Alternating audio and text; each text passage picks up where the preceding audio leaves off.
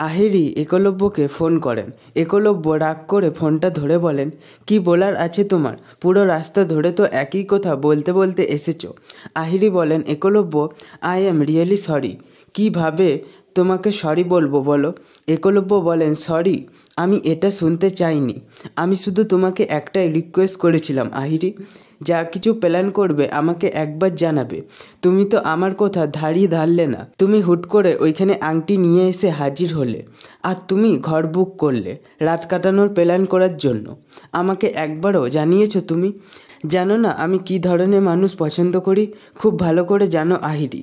আমি তোমাকে সাবধান করছি, আমার যেন কোনো সময় না মনে হয় তোমার প্রতি আমার রেসপেক্টটা কমে যাচ্ছে।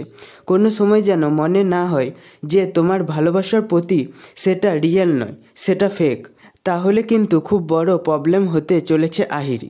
আমি একটা জিনিস বুঝতে পারছি না, তুমি তো এইসব জিনিস কোনো দিনও পছন্দ করতে না, তাহলে হঠাৎ করে তোমার হলোটা কি?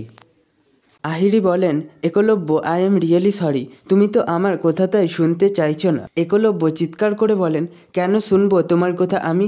তুমি আমাকে বুঝিয়ে বলো, কেন শুনবো তোমার কথা? আমাকে বলো, তুমি বুঝতে পারছো না এই সবকটা জিনিস তোমার প্রতি আমাকে এখন ডিস্টার্ব করছে, আমাকে বিবৃত করছে। আহিরি, আমার এই সব ভালো লাগছে না। তুমি আমাকে একা থাকতে দাও না। কেন তুমি আমাকে ফোন করছো বুঝতে পারছি না। আহিরি বলেন, একলব্য, প্লিজ একটু বোঝার চেষ্টা করো, আমার কথাটা একটু শোনো। আমি তো তোমার সঙ্গে ভালো থাকার চেষ্টা করছি, আমি তো সেই জন্যই এগুলো করেছি, তাও তোমার সব কিছু অন্যায় কেন মনে হচ্ছে? একলব্য বলেন, কারণ তোমার প্রসেসটা ভুল আহিরি, পুরোপুরি ভুল। তুমি বুঝতে পারছো না তুমি ব্যাপারটা কোন দিকে নিয়ে যাচ্ছ। এটা নিয়ে আমি আর কথা বলতে চাই না আহিরি। আমি তোমাকে শুধু একটাই কথা বলতে চাই, আমার ভালোবাসার ডেফিনেশনটা না এইভাবে লিখিনি, বুঝতে পেরেছ? আমি তোমাকে চিনতে পারছি না আহিরি। তোমার কি হয়েছে?